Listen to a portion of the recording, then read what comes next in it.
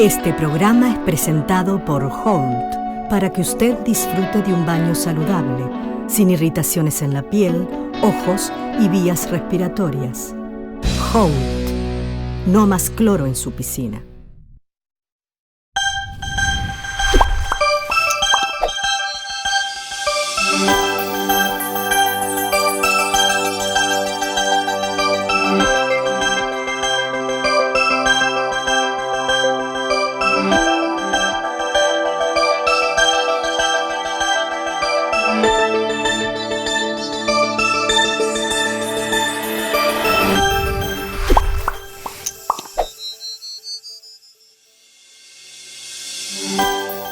Y una vez más estamos aquí juntos para hablar de salud. Sean ustedes muy bienvenidos. Damos inicio al programa del día de hoy con uno de los temas más relevantes. Abordaremos la depresión. El doctor Víctor Navarro nos habla sobre los síntomas y las diferencias de los tres mayores o más importantes subgrupos de los trastornos depresivos. Uno de ellos se denomina depresión mayor o episodio depresivo, o a veces simplemente lo llamamos depresión propiamente dicha. El segundo subtipo es lo que denominamos distimia o trastorno distímico, y el tercero es lo que denominamos trastorno adaptativo. ¿Qué es un episodio depresivo o depresión mayor? Es una enfermedad que consiste en la aparición de forma progresiva quiere decir en escasas semanas o escasos meses, de un síntoma muy característico, y es la dificultad, la incapacidad de hecho, para mostrar las emociones que corresponden a la situación que estás viviendo. Es decir, una persona que está empezando a tener un episodio depresivo, lo que te dice es que está notando cómo de forma progresiva, cuando le pones delante una situación emocional, es decir, una situación muy alegre, o al revés, una situación muy triste, aunque él es consciente de que en teoría eso es muy alegre y eso es muy triste, pero no nota la emoción que le era habitual. Es decir, el aspecto racional de entender lo que está pasando está perfectamente conservado, y sin embargo la capacidad para notar el sentimiento, la emoción que habitualmente tú tendrías de forma espontánea, esto es lo que se reduce. Por tanto, no te explica al paciente que esté triste frente a las cosas, te dice que no nota emoción frente a las cosas, y esto le produce un gran agobio porque lo vive como que su cabeza está fallando en algo muy importante. Junto a este síntoma que nosotros llamamos falta de reactividad del humor, el paciente casi siempre explica otras dos cosas. Una, no tengo la motivación esperable por las cosas, no me apetecen, no me sale hacer las cosas que habitualmente me saldría. La segunda cosa muy importante, explican una enorme dificultad para atender a las cosas. Aunque no les ilusione leer el periódico, si lo intentan, te dicen que no sabe qué pasa, pero que su cabeza para nada puede focalizar la atención en esto que tengo delante, que es el periódico. Con frecuencia hay otros síntomas, pero claramente ya son síntomas secundarios, es decir, que los característicos son los que he dicho hasta ahora. Por ejemplo, puede haber mucha ansiedad. Casi siempre el paciente lo explica como un nudo aquí en la boca del estómago. De hecho, hay veces que este es el motivo de consulta. Una cosa aquí que parece que esté mal de digestivo. Otras veces el paciente nos explica dificultad para dormir. Puede ser cualquier tipo de insomnio, pero es muy frecuente que sea poder quedarse dormido cuando se va a la cama, pero después despertarse a las 4 o las 5 de la mañana, y aquí ya sí que no es manera de volver a dormir. Con frecuencia el paciente te dice que tiene menos apetito, es decir, que quizá está comiendo bien porque él quiere cumplir con lo lógico que es ir comiendo, pero te explica que no tiene apetito, y por lo tanto muchas veces si no consigue comer lo que toca, vemos que hay una pérdida de peso importante. Otros síntomas, como muy esperables supuestamente una depresión, como es tener muchas ganas de llorar, no tiene por qué pasar. Insisto, no hay tristeza, hay dificultad para notar emociones. Esto sería propiamente un episodio depresivo, depresión o depresión mayor. El segundo subtipo importante de trastorno depresivo es lo que llamamos distimia o trastorno distímico. No tiene nada que ver con una depresión o depresión mayor. En el trastorno distímico, el paciente sí que tiene tristeza, y tiene una tristeza como la que podemos tener cualquiera de nosotros. Lo que es peculiar en el trastorno distímico es la cronicidad de esta tristeza. Es decir, el paciente te explica que está con un tono bajo de estado de ánimo desde hace meses y meses y meses. Y la otra cosa curiosa o atípica de esta tristeza es que el paciente no entiende muy bien el por qué está así, porque no hay unos hechos concretos que lo estén justificando. Y por lo tanto, lo extraño es la cronicidad y la falta de desencadenantes concretos, no propiamente el sentimiento de tristeza, que es igual al que podamos tener todos en una situación triste. En la distimia, con mucha frecuencia, hay algún otro síntoma. Por ejemplo, es muy frecuente que el paciente te diga que aunque no quiera, se le escapen las lágrimas con muchísima frecuencia, incluso cuando él no querría. Con mucha frecuencia el paciente está como muy ansioso, muy irritable y que salta con todo. Con menos frecuencia, pero a veces te dice que duerme mal, con menos frecuencia, pero a veces te dice que tiene menos apetito, o lo contrario, que tiene más apetito, muchas veces como forma de bajar la ansiedad. Dos cosas muy importantes en la distimia que la diferencian por completo del episodio depresivo o depresión mayor. En la distimia sí que hay capacidad para responder con emoción frente a cosas. Es decir, a una persona con distimia que está crónicamente triste, si le pones algo intenso, agradable, transitoriamente es capaz de mejorar. Y otra cosa es que pasado eso que le has puesto delante agradable, nota que otra vez vuelve a su estado basal de clínica de tristeza. Igual, si le pones una cosa negativa delante, una cosa triste delante, transitoriamente empeora más su tristeza, y otra cosa es que luego vuelve a su estado basal de tristeza. Es decir, a diferencia del episodio depresivo, aquí sí que hay capacidad para notar emoción. De hecho, podríamos decir que más bien lo que tiene es un estado de emoción intenso, más o menos crónico. Y lo malo es que además esta emoción va hacia el lado negativo, hacia el lado de la tristeza. Una segunda diferencia clave con el episodio depresivo, depresión mayor, es que en la distimia, aunque no es obligatorio, pero prácticamente siempre, llama la atención que el paciente, la persona que tiene distimia, de forma de ser, de carácter, tiene alguna cosa que sería aparentemente muy bueno pulir. Pulir en cuanto a que le da problemas en su día a día. Por ejemplo, es muy frecuente que sean personas muy emocionales o muy inseguras o a lo mejor muy perfeccionistas. Estas tres cosas que he dicho no son banales. Si uno es muy inseguro, la mayor parte de las pequeñas cosas que tenemos que ir haciendo en nuestro día a día te producen, si eres muy inseguro, un gran nivel de sufrimiento, porque no estás seguro, más bien crees que no lo vas a hacer bien, que te estás equivocando, etc. Si eres una persona muy emocional, cualquier cara que pone una persona al lado tuyo, un amigo, un compañero de trabajo, ostras, la analizas como diciendo, y ostras, ¿y ahora por qué me hace esto? ¿Por qué me dice esto? ¿Qué querrá decir? Si eres muy perfeccionista, estás todo el día buscando el 10, que no se te escape nada, tener todo muy controlado, hombre, pues todo implica mucha más tensión, porque no es fácil tener todo controlado y llegar al 10. Esta es otra diferencia respecto a la depresión mayor. En la depresión mayor, el factor personalidad no parece jugar ningún papel, y en cambio en la distimia parece muy claro que sí. Tercer subtipo de depresión o de trastorno depresivo, lo que hemos llamado trastorno adaptativo. Lo dice el nombre en que consiste.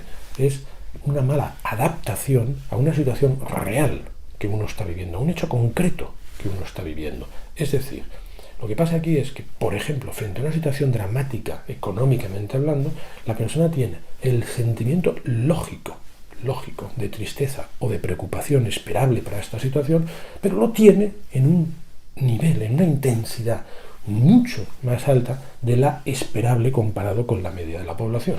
Este nivel altísimo de tristeza comporta que al final, durante todo el día, predomine esta tristeza y, aquí es lo importante, una incapacidad para dejar a veces un poquito de lado la tristeza y poder hacer con algo de eficacia lo que tocaba a lo largo del día.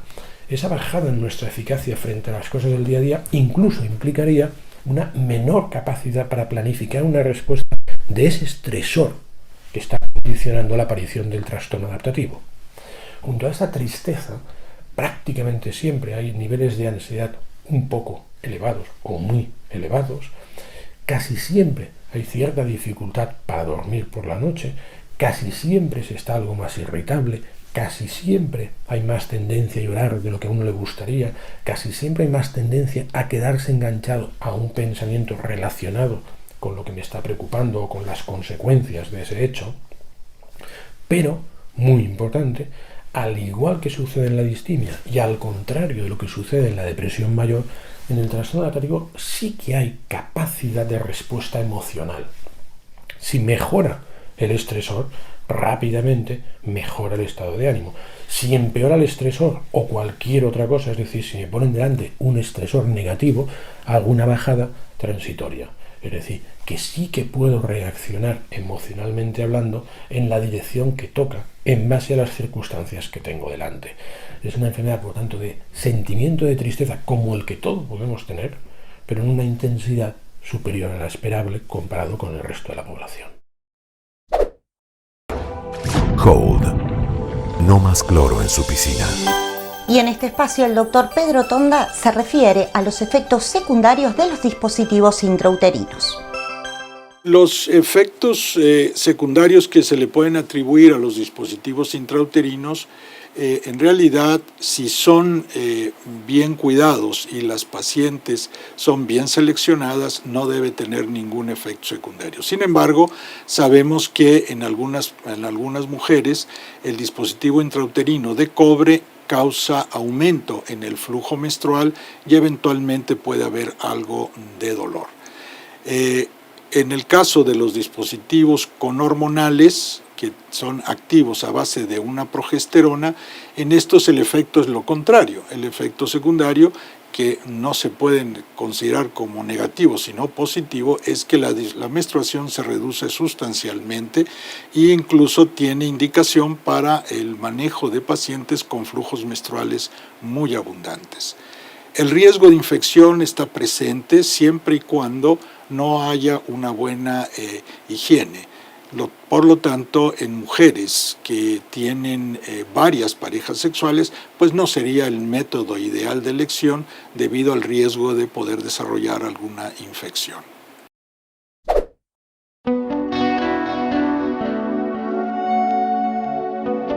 Tengo el cabello natural, suave y la piel tan fresca. Hold. No más cloro en su piscina. Nos gustaría volver el tiempo atrás, pero no se puede. De todos modos, somos afortunados, porque la solución no está lejos, está en casa. Afortunados porque esto se cura con tiempo y paciencia, contando cuentos y desempolvando viejos recuerdos llenos de vivencias. Tenemos todo para ganar, todo. Vos ves qué haces. Quédate en casa, dale. Círculo Láser se queda en casa también, para volver a vernos apenas todo esto pase. Atendemos únicamente urgencias y emergencia.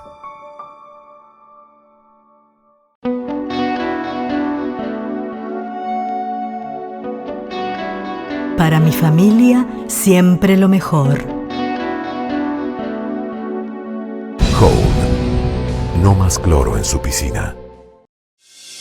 La importancia de la consulta precoz ante problemas sexuales es el tema que aborda hoy el doctor Marcelo Ferreira. Hoy nos vamos a referir a la consulta frecuente en la esfera sexológica. Sabemos que la disfunción sexual eréctil, que es la dificultad para mantener una erección satisfactoria para una relación sexual, es una afección que afecta a muchos pacientes. La misma puede manifestarse en forma brusca, de un día para el otro, como puede ser una enfermedad que se instala día a día. Lo importante en estos casos es la consulta precoz con el especialista. ¿Por qué? Porque esta enfermedad puede estar anunciándonos otros problemas más graves de salud, como por ejemplo enfermedades cardiovasculares o cerebrovasculares. Es esto un hecho muy importante, ya que el paciente tiende a tomar en forma automedicarse, y esta automedicación puede llevar a que esta enfermedad progrese y las lesiones y los eventos cardiovasculares como accidentes vasculares encefálicos o infartos modifiquen y alteren mucho su calidad de vida. Por eso, reconocer esta enfermedad, no tener miedo a consultar, concurrir al médico de referencia y de esta manera poder resolver un problema que puede evitar problemas más graves. Hold. No más cloro en su piscina.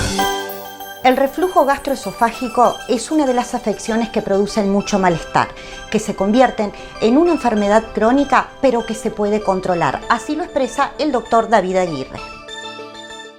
Nosotros consideramos que el reflujo gastroesofágico no es una enfermedad curable, es una enfermedad que puede controlarse con medicamentos. Debes saber que los medicamentos son excelentes para reducir, para detener, para controlar el reflujo gastroesofágico, aunque no lo curen. Pero le permiten al paciente estar libre de síntomas y retrasar el efecto del reflujo sobre el esófago. Pero también es importante saber que cuando un paciente tiene que tomar por mucho tiempo los medicamentos, es necesario replantear con el paciente qué es lo que tenemos que hacer para evitar que los medicamentos se estén ingiriendo por mucho tiempo. Porque a la larga, en el largo plazo, estos medicamentos pueden provocar algunas alteraciones en el cuerpo humano, como osteoporosis. Facilitando la osteoporosis, fracturas de pelvis hasta en el 50% de los pacientes. También hemos visto que en los pacientes que están tomando estos medicamentos bloqueadores de ácido por mucho tiempo, tienen un 27% de riesgo más de producir problemas pulmonares. Tiene hasta un 400% más de chance de producir arritmias cardíacas y también la aparición de una infección en el colon que se llama colitis por Clostridium. Es decir, estos medicamentos no son del todo inocuos en el largo plazo. Por eso es importante charlar con su doctor de las alternativas curativas que existen y no detenerse solamente en tomar medicamentos de largo plazo.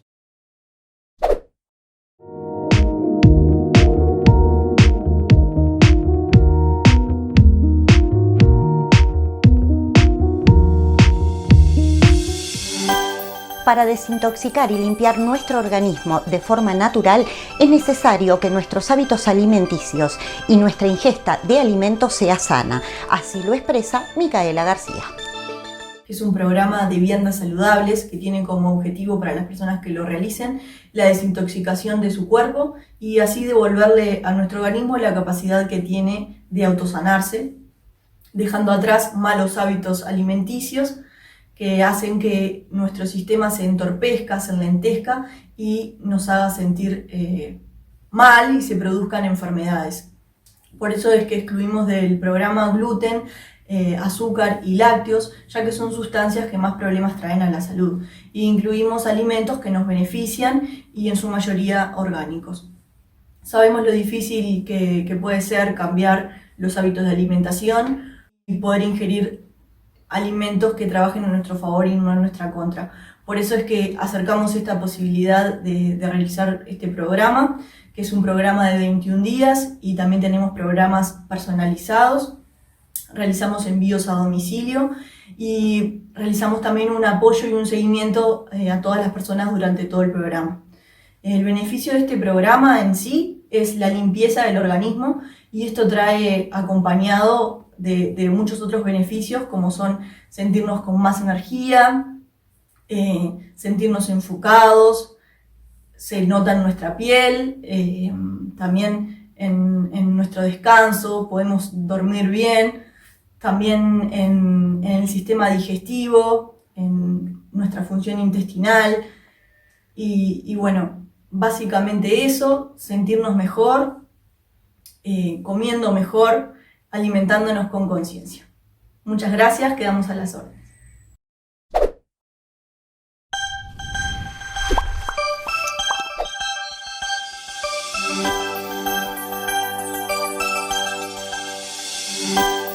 Y hoy la doctora Laura Sánchez nos dice qué tipo de implantes se pueden colocar en boca de acuerdo al caso clínico, ya sea en 1 o en 2 estadios.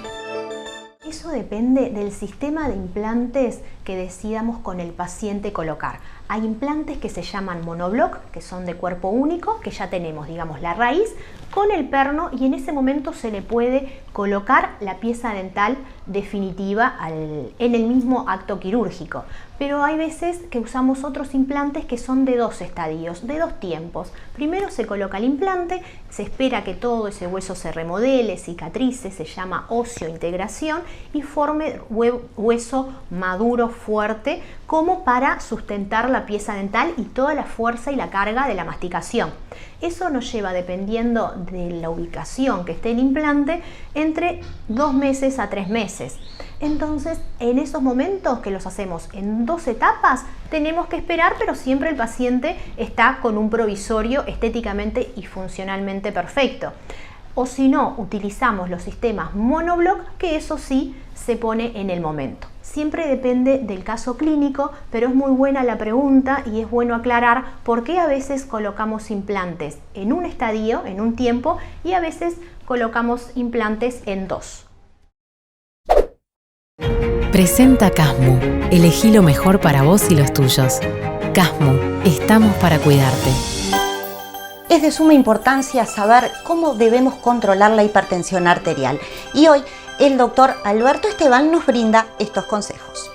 La hipertensión arterial es una enfermedad sistémica que muchas veces nos da síntomas inespecíficos, donde a veces el diagnóstico se hace por casualidad en una revisión o en un chequeo, y donde lo más importante, lo primero, es tener claro que somos hipertensos, que existen distintas formas diagnósticas.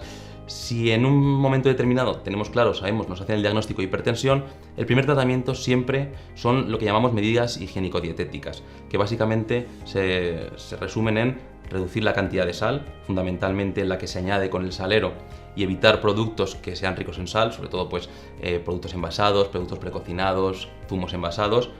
La segunda cosa un poco relacionada con la restricción de la sal es hacer una dieta mediterránea, una dieta rica en frutas, en verduras, en legumbres, que nos va a ayudar a controlar la hipertensión, pero también el peso y otros factores de riesgo.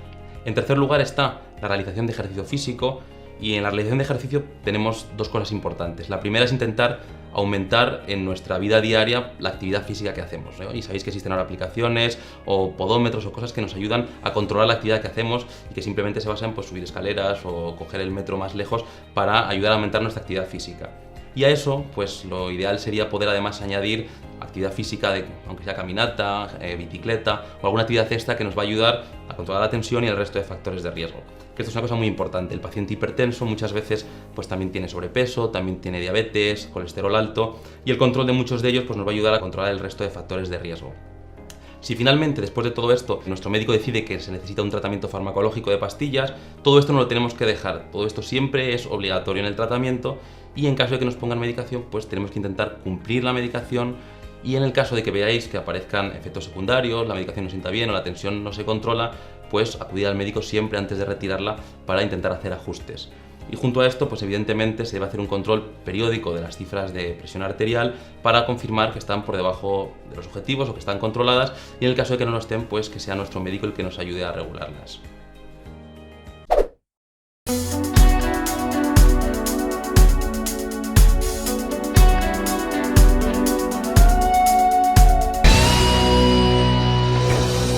Hold. No más cloro en su piscina. Nos gustaría volver el tiempo atrás, pero no se puede. De todos modos, somos afortunados, porque la solución no está lejos, está en casa. Afortunados porque esto se cura con tiempo y paciencia, contando cuentos y desempolvando viejos recuerdos llenos de vivencias. Tenemos todo para ganar, todo. Vos ves qué haces. Quédate en casa, dale. Círculo Láser se queda en casa también, para volver a vernos apenas todo esto pase. Atendemos únicamente urgencias y emergencia.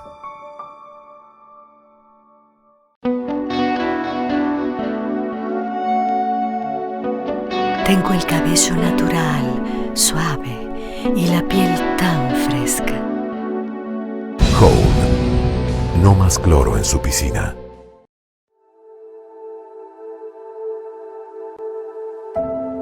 El mundo de los cuentos es mucho más lindo del que vivimos.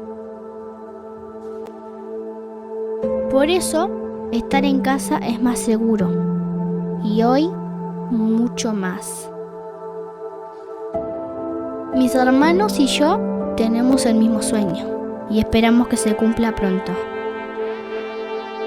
Ir más allá del cielo, lejos de todas estas cosas.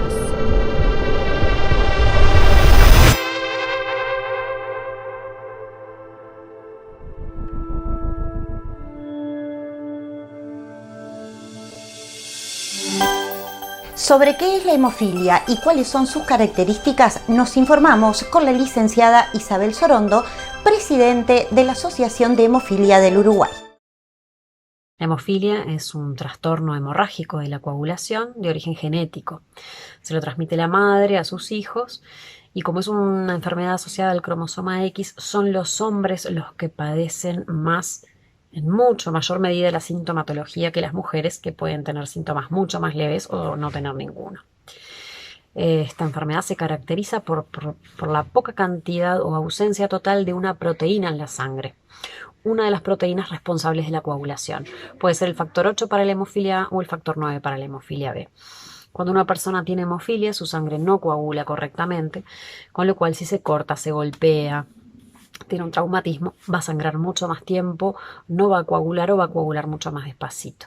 Además, dependiendo del grado de severidad de la enfermedad, puede tener incluso sangrados espontáneos. Puede estar sentado mirando tele y tener un sangrado fundamentalmente en las articulaciones o en los músculos. El tratamiento para la hemofilia en Uruguay y en muchas partes del mundo también es la aplicación de esa proteína que falta de forma intravenosa cuando hay un sangrado para frenar el sangrado y que se active la coagulación, o de forma preventiva, es decir, profiláctica, para evitar los sangrados espontáneos y que la persona esté protegida. El factor que utilizamos acá es de origen plasmático, o sea, es de origen de la sangre, con lo cual se necesita sangre para fabricarlo. Por lo cual es muy importante que a pesar de la coyuntura en la que estamos y la pandemia en la que estamos transitando, la gente que puede siga donando sangre, cuidando su seguridad, por supuesto, porque hay muchas medicaciones, además de esta, y muchos derivados de la sangre que son necesarios para una gran diversidad de enfermedades. En el caso de la hemofilia es una de ellas. La Asociación de Hemofilia del Uruguay es una organización sin fines de lucro, compuesta 100% por voluntarios, en su mayoría pacientes o familiares de pacientes y voluntarios amigos de pacientes. Nuestro objetivo es que todos los pacientes tengan acceso a los mejores tratamientos posibles y de forma equitativa, en las mismas condiciones. En algunos momentos nuestros objetivos más específicos cambian. En este momento estamos apoyando a algunas familias que necesitan apoyo alimenticio, por ejemplo, o apoyo en el traslado para ir a hacerse un tratamiento, por decirte algo. Es muy importante que si hay alguien escuchando y está en estas condiciones, tiene una persona con hemofilia en la casa que necesita trasladarse para ir a buscar medicación o para hacerse algún tratamiento, que se comunique con el teléfono de la asociación para gestionar esto y que no tenga que usar el transporte público. Nosotros nos financiamos con fondos del Estado, que en este momento no sabemos tenemos que renovarlos, y con fondos privados y aportes de los socios. O sea que cualquier ayuda en realidad en este momento nos fortalece para poder seguir apoyando a los asociados y a las personas que lo necesiten. Este programa es presentado por Holt, para que usted disfrute de un baño saludable, sin irritaciones en la piel, ojos y vías respiratorias. Holt. No más cloro en su piscina. Y para complacer sus solicitudes, la doctora Vanessa Fuentes nos dice cómo bajar el colesterol. Para bajar el colesterol en sangre es más importante fijarnos en la calidad de la grasa de la dieta que en el origen de la misma. No todas las grasas animales elevan el colesterol, ni todas las grasas vegetales lo disminuyen. Tenemos grasas animales saturadas, como el tocino o la mantequilla, que elevarían el colesterol en sangre, y grasas animales insaturadas, como la del pescado, que nos ayudarían a disminuirlo. Tenemos grasas vegetales saturadas, como presentes en el aceite de coco o de palma, que también elevarían el colesterol en sangre, y grasas vegetales insaturadas, como el aceite de oliva, que nos ayudarían a disminuirlo. ¿Qué podemos hacer en la dieta para bajar el colesterol? Tendríamos que aumentar el consumo de frutos secos, sobre todo naturales, evitar que estén fritos y con sal, como las nueces, los anacardos o las almendras. Aumentamos el consumo de pescado, sobre todo azul, sardinas, salmón o trucha. Disminuir el consumo de carnes procesadas, sobre todo los embutidos, sobre todo los más grasos. Tendríamos que disminuir el consumo de derivados lácteos como la mantequilla o la nata y optar por consumir los semidesnatados. Es preferible cocinar con aceite de oliva y formas de cocinado simples como plancha, horno, vapor, microondas o papillot y evitar fritos, rebozados o empanados.